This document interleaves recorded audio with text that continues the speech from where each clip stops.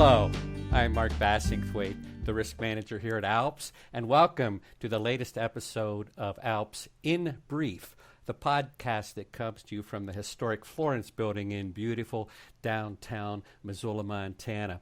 Now, once again, I'm so delighted to have as my guest Leah Gooley, who is the underwriting manager.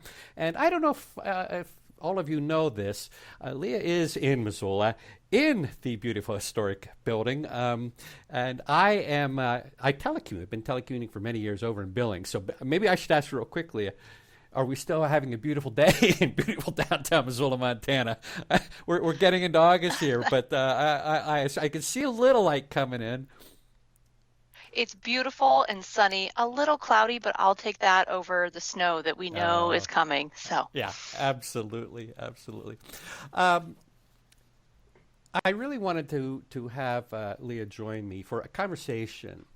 And, you know, I'll be honest and say, and I don't know about you, Leah, and I suspect many of our listeners might feel similar to what I'm about to say, but I am tired of COVID-19 news. And it's just, but COVID-19 and what has happened in terms of not just the legal profession, but to everybody, has changed some things. And we were talking prior to going into this in terms of internal to ALPS, some general concerns looking at virtual practice firms and trying to just work through, do they represent unique interests? Is there something different? And we've been having some interesting discussions about that. And then COVID-19. And boy, now it seems like everybody we insure is a virtual firm. And it would be, I thought it'd be fun to just sit down and share some of our thoughts, concerns, and even some practice tips. So that's what we're going to do, folks. And we're going to start out just trying to identify some of the concerns that we see in general. And Leah, perhaps I'll jump in here and start this, but feel free to come in at any point. You know, really, I think it's becoming quite clear, not just here in the United States, but globally, we are in a recession. And, you know, who knows how this is going to continue to evolve. But that's important because if you look historically at the numbers, claims are going to spike for about 3 years post-recession in terms of legal malpractice claims. And then they'll start to, you know, return slowly to normal about 5 years out. So we are anticipating, not just here at ALPS, but within the industry, that there's going to be a spike in claims. And I would anticipate, too, that we're going to see a spike in severity. So some things to be concerned about. We're going to try to visit why. But I think my initial thoughts as to what drives some of this. You know, you think about business dealings and bankruptcies and divorces and all kinds. But when business dealings in particular go south, and look at all the companies suing their insurers for, you know, the business interruption coverage that on most of these policies isn't there. You know, desperate times call for desperate measures, and they're going to turn and try to blame lawyers. And some of these claims, you know, if nothing else, all the carriers are going to be involved in trying to defend these where we are contractually obligated to. But you know, I think that's almost a given. Lawyers and staff are going to make mistakes in high-stress times. And boy, are we in a high-stress time. You know, this rapid move to cloud computing, to telecommuting from home. You know, policies and procedures have changed, maybe not completely thought through. I mean, it was a very rapid adjustment. So I think there's going to be just normal missteps that occur. In addition, I think just, again, the stress itself, we're all under. You know, I'm surprised. I would guess this is true for you, Leah, in terms of your own neighborhood. But we have a number of people in the neighborhood that I truly, I mean, not trying to overstate it, are almost in a daily state of panic out of fear of what could happen, not wanting to catch the virus and things. You know, and when so much of our energy is being devoted to just trying to go to the grocery store without exposing ourselves. I think that's a concern.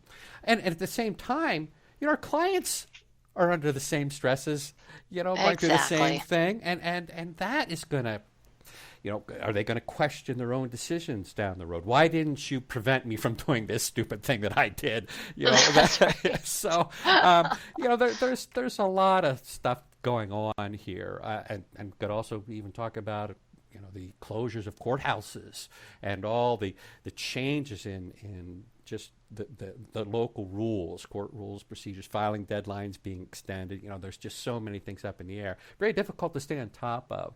So, and then finally, I guess another thought I have is this. I had a call this morning from another lawyer on the East Coast sharing some concerns along these lines. And basically it's, I mowed a lot of money, but they don't have, everybody's been furloughed, they can't pay, and so here's another conundrum, how aggressive do you get with collection actions? Do you even try? Because we all know, particularly fee suits, bring about often malpractice counterclaims and whatnot. So there's just a couple of thoughts of mine just right off the top of my head coming into this. But from, so that's a risk manager's response. How about an underwriter's response? What kind of concerns do you have? Along those same lines, we tend to see, like you had mentioned, claims starting to spike about, 3 years into the process. And this pandemic is new. It's a culmination of a lot of different stressors for both working from home, adjusting quickly, which frankly the law profession has trouble doing because they're meaty and it's a very weighty, important system of ours. And so having to make this quick transition both through the courts Right. and individual law firms. And then, like you had mentioned, customers and clients trying to adapt to those changes as well, while balancing working from home, their kids, and trying to manage their businesses under stressful time.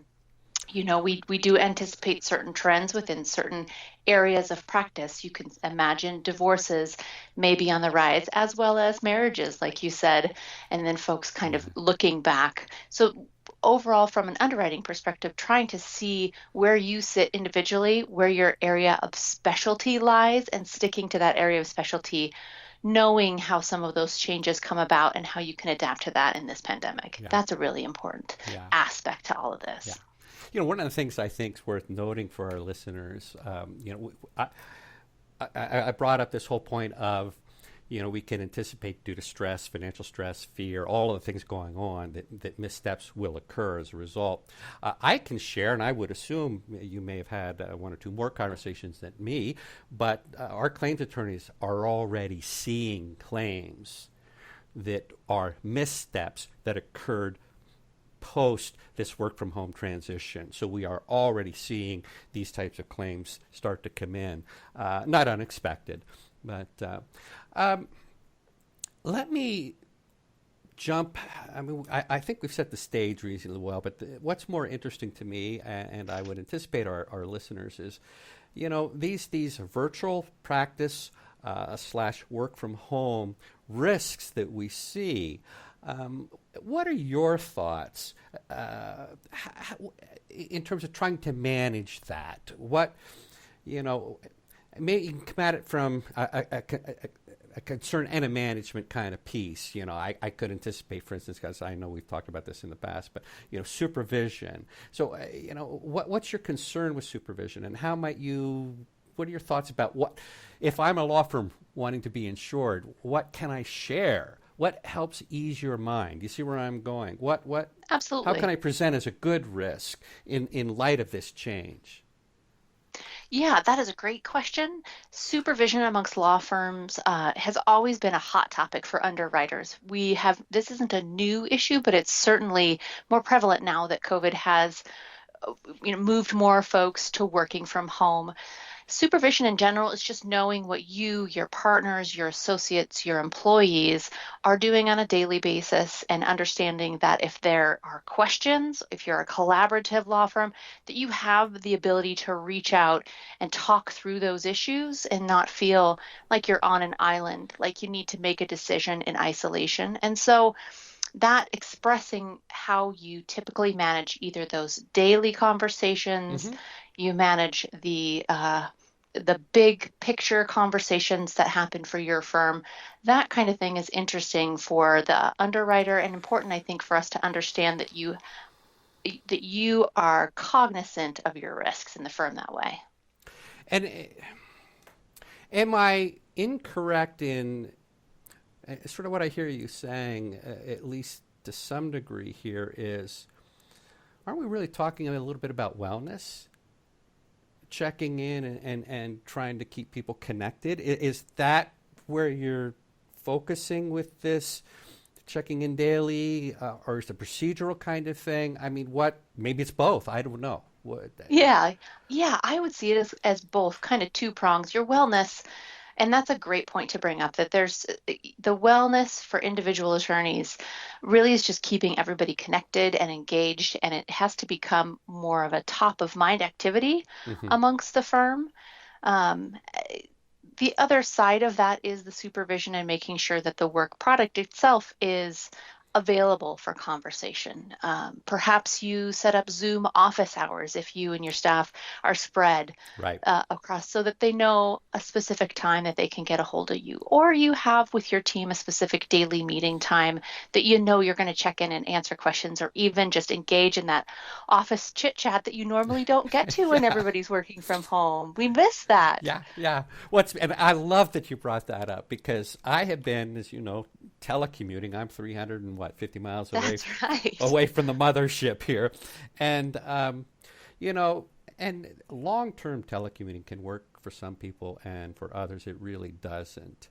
And I think one of the reasons that it doesn't is this connection piece, the water cooler conversation or sharing a cup of coffee in a break room or those kinds of things. That was a hard transition for me. Um, Hmm. and what was so interesting, the shift to work from home in my world, in terms of just me personally, was a non-event, right? I mean, I'm already there.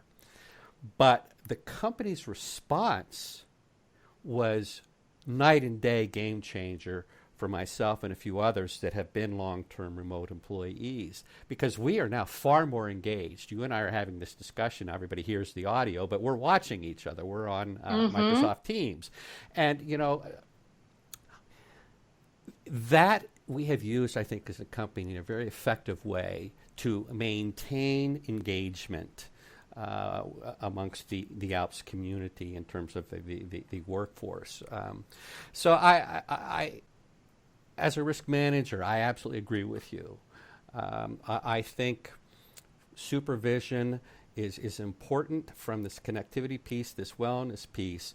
And might I add, the challenge with this supervision wellness kind of angle is that when we aren't together day to day, it's a little more difficult to really, unless we're using video and having some regular conversations, to understand. You might, if you and I share office space and you're going to pick up that I'm depressed or that I'm struggling That's right. Exactly. in person much more quickly and more easily. And Hmm. so I think it's important if this work from home goes long term and maybe permanent for some, we need to keep these issues in mind. And I'll switch back in terms of process. I describe this as the accountability problem, and I just invite lawyers and firm administrators and those in charge in terms of internal processes. Do you need to review and perhaps even redesign what you're doing? I have, we had a situation I learned about where the everybody left, worked from home at a law firm, but FedEx was still coming.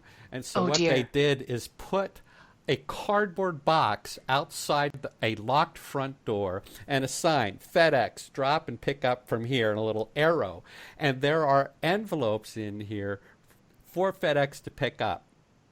Now, you know there are confidential information in there. I mean, that's just, and you just sit here and go, what are you thinking? I mean, I get the panic, and that might need to happen for a day or so. You know, that's not the best idea. I'd like to see something else, but that cannot be permanent.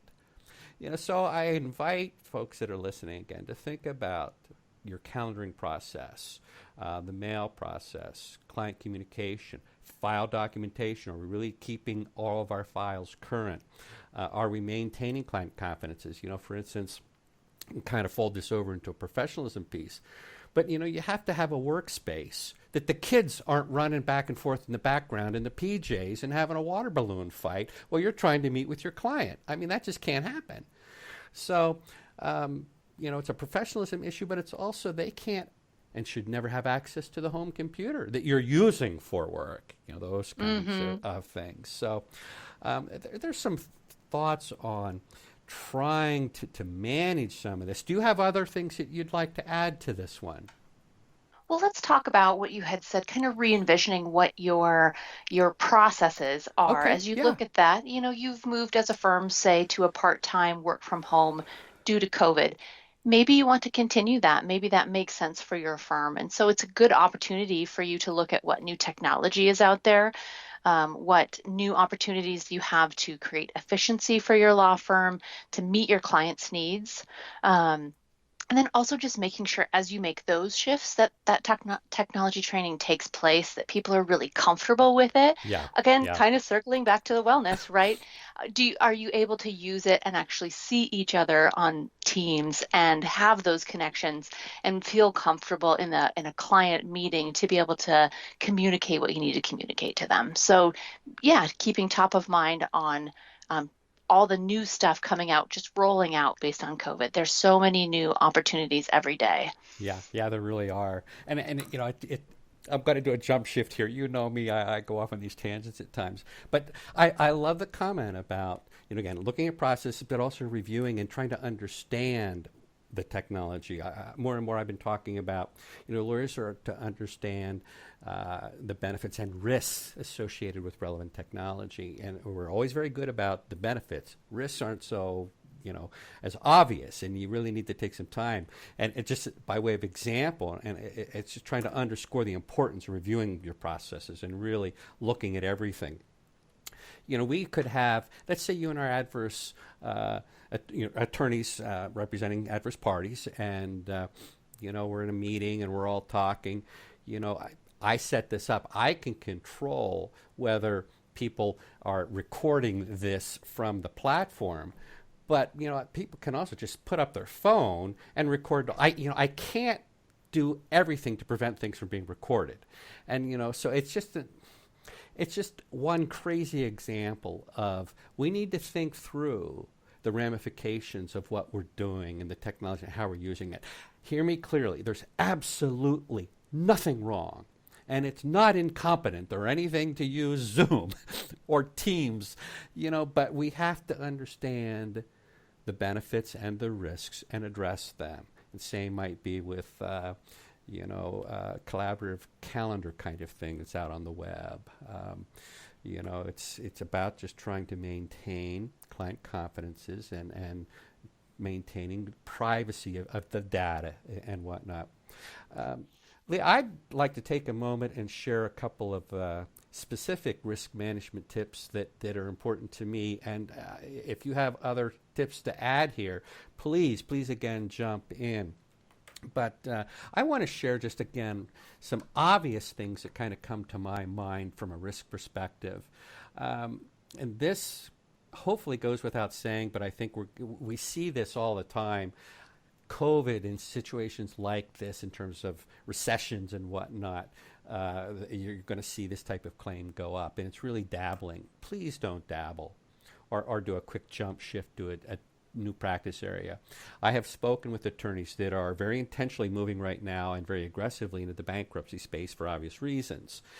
Some are doing this, again, it's a jump jump shift and know absolutely nothing about it, or very, very little. And others are very, very intentional about it and really taking their time and developing processes and procedures, getting mentors or getting, and really coming up to speed in a very appropriate way. So caution, jump shifts, dabbling, very dangerous. And Mark, I'll comment on that. That is an Please. area that we see so many claims come out of, competent, Yes. smart attorneys who just have taken a case or taken on an area of practice that they don't get the full spectrum of it, and it's definitely ripe for either missteps and just missing something because it's a nuance to that practice. Right. I absolutely agree with you on that. It's one of those things we just don't know what we don't know, and that's the problem on the dabble. It's I also would strongly encourage you more than ever to determine up front if clients can afford your services, and also thoroughly document your scope, because more and more it's not face-to-face in the same room having conversations. So we need to be clear. If I'm interviewing you and you're interviewing me in terms of potential client, and I'm a potential lawyer here, and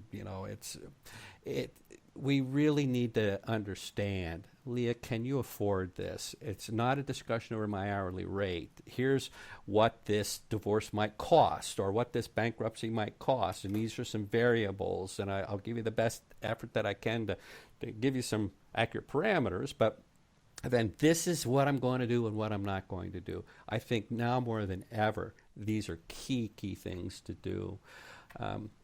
I brought this up at the very beginning. I would not get aggressive in collection practices right now.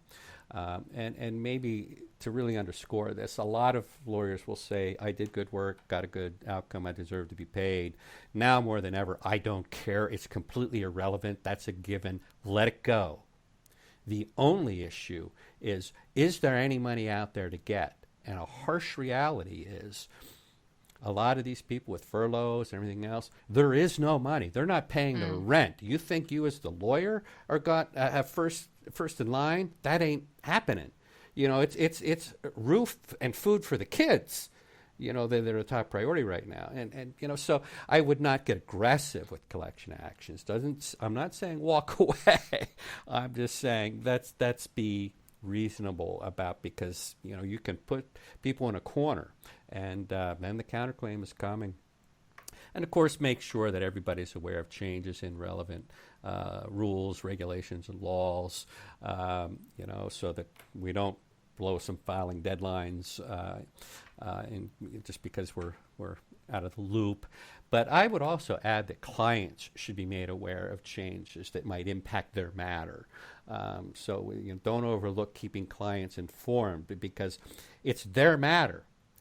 And what a great idea. And you need to allow them to meaningfully participate. That kind of thing. So there are some risk tips that I have. Do you have anything that comes to mind from your end that you would want to add or think about? Yeah, just drafting off what you just said, basically considering those kind of client needs and taking those steps to make sure that they're met. Being clear about what response times need to be now that people are maybe working different hours as they're virtual or working from home, and a little more flexibility, whether, folks want virtual meetings or in person, and how to manage those risks specifically. Just being, open and upfront about what your clients need. The other big thing, it's not new that attorneys take their work home. That's definitely not a new phenomenon, but with some of these more flexible arrangements, just being clear about securing client information that you bring back and forth, even laptops and hardware, software issues that you might have, being just top of mind on that stuff. Well, and I appreciate that. Let's look at that a little more in depth. It's... What we're really getting into is just cybersecurity, cyber liability, that whole issue. Let me share. Do you have, again, from an underwriting perspective, because we also sell cyber liability insurance to lawyers. We do. What about, are there risks? Does this situation in terms of COVID, work from home, virtual law, all of this stuff, does that change your risk analysis at all? Do you have any concerns that come up? Well, certainly one of the big ones is that, the home systems just are not as secure as often office situations are when it comes to hardware, routers, all of those setups. Mm-hmm. Personal devices like your cell phone just may need to be re-examined. We had talked before about looking at your internal processes, and it's a good time to Yeah. look again at your cyber processes as well. Yeah. Yeah. And, understand, folks, there is a difference between trying to secure systems and protecting and maintaining data. Those are actually two different things. There's a lot of overlap, but not entirely. And I'm going to come back to this here in a minute, but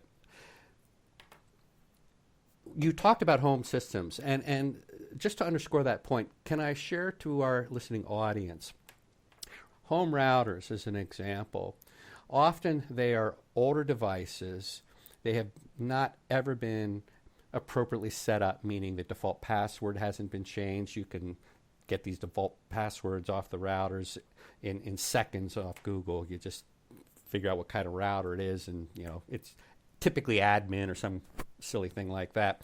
Encryption hasn't been turned on, etc. And cyber criminals know this, and they are taking real advantage of this. So we need to think through. We typically don't have IT support dealing with our home systems, but now that the home systems are the primary system, we need to think through this and make sure that the steps that we've taken to secure the perimeter of the work environment, of the office network, etc., now extends to the home environment. So that security piece needs to be in play. But that's not enough. Getting back to sort of privacy of data, how many of us routinely at home work with shared devices? My wife and I each have our own phone, but we use each other's phones at times if we're out. Here, can you just do that? And we share home computers, and it's kids having to do homework. Maybe need to get on dad's computer or mom's computer. So, what have you done to protect client confidences? In a perfect world, no family member, unless they are employed by the firm, should have access to any of this equipment. Period. I mean, it just really shouldn't happen. That's think about personal use and who's using all of this to try to maintain. One of the things that I'd like to talk about, too, that I think a lot of lawyers don't understand. And let me ask you this. Hopefully I'm not putting you on the spot here, Leah, but my guess is not. If I'm a law firm and I go out, and this is not going to be unique to ALPS. I'm just going to use ALPS as an example. So I go out and I buy this cyber liability policy for my firm from ALPS. Does that insurance cover all these devices that people have in their homes that are using personally for work? Does that coverage extend? Such a great point. Such a great question. And that's it's dialing down, right? What do you know what your policy covers? Have you read what the policy language specifies? And typically there's going to be carve-outs for personal devices because they're better covered somewhere else. There could be certain requirements. One of the big ones is out-of-band communication when it comes to wire transfers. Yeah. You're required to double check, pick up that phone and call whoever it is that told you to wire the money to a certain area. You have some of that responsibility, and that's important to know that on the front end. Absolutely. What a great question. Yeah. So, folks, I mean, I don't want to put anybody here in this extreme panic.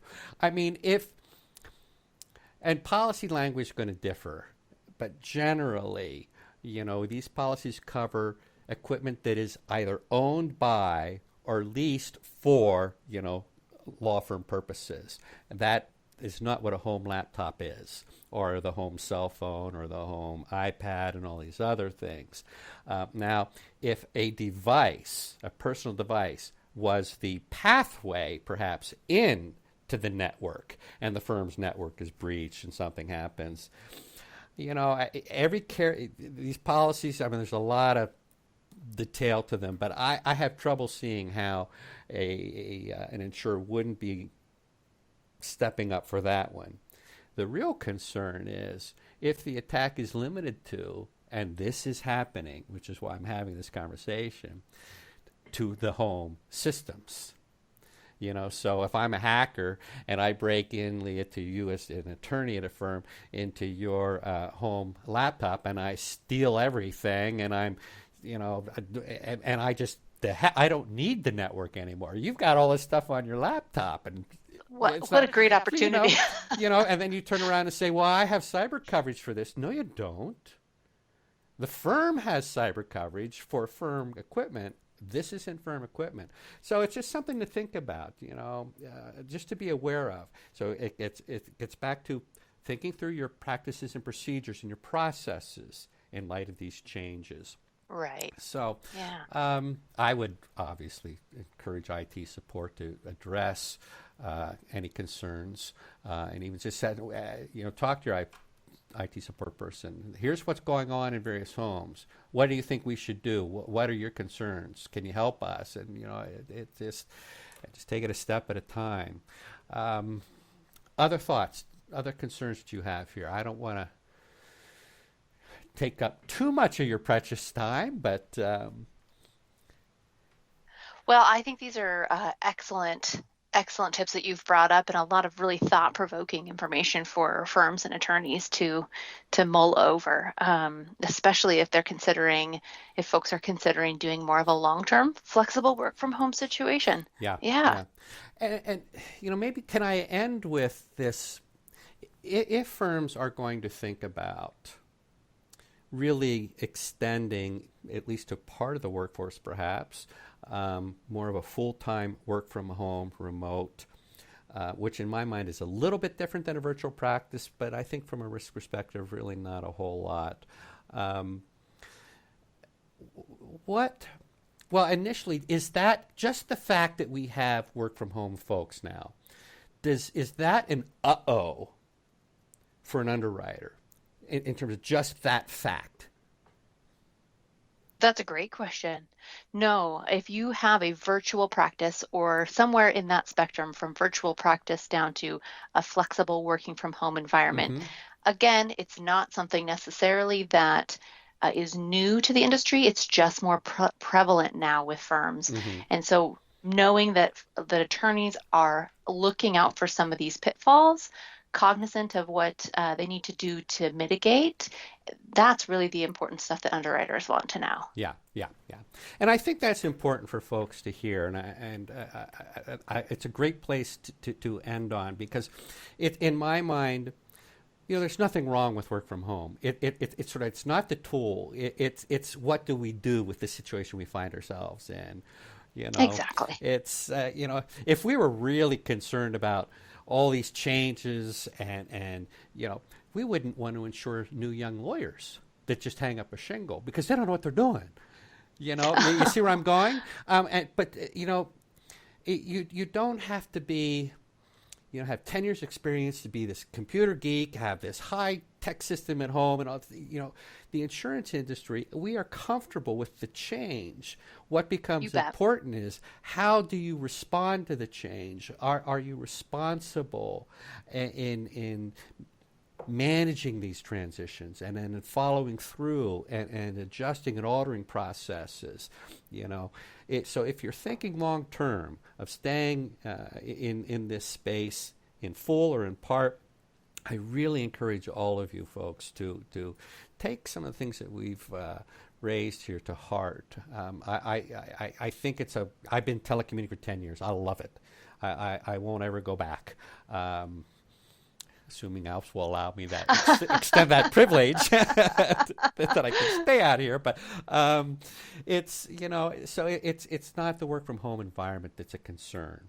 It's how we are all responding and dealing with the work from home. So that's my final word. Leah, do you have any other closing comment or anything else? Well, I appreciate some of these concrete tips. I can see how they'd be so helpful to take advantage of. And just, circling back to that kind of the root of all of this is the wellness and making sure that Yeah. you have Yeah. what you need as the attorney and the connections that you need within your firm and your clients. What a great top priority to Yeah, have. yeah, yeah, absolutely agree.